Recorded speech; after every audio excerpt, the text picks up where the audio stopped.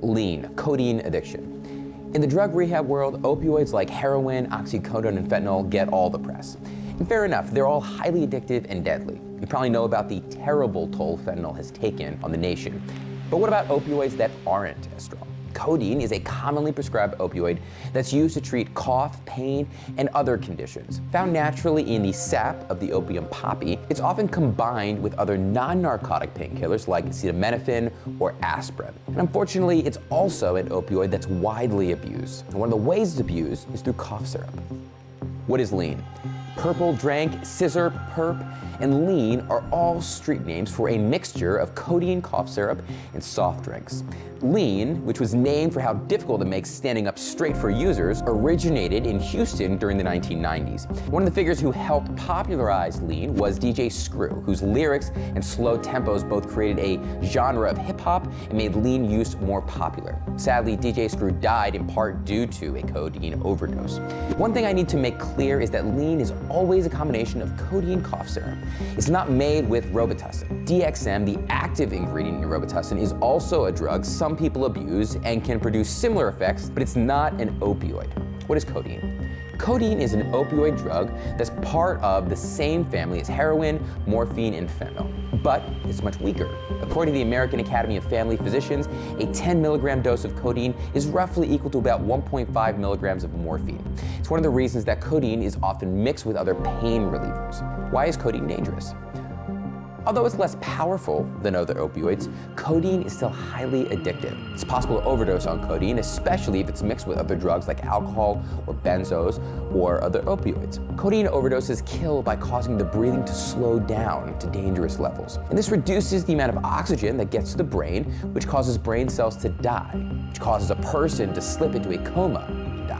Opioid overdoses are sadly one of the leading causes of deaths in our country. Even if a person survives one, there's a high chance of lasting effects like brain damage, but there's additional dangers to codeine abuse too. I mentioned earlier that codeine is often mixed with other painkillers. Aspirin and acetaminophen are both over-the-counter drugs, so how dangerous could they be?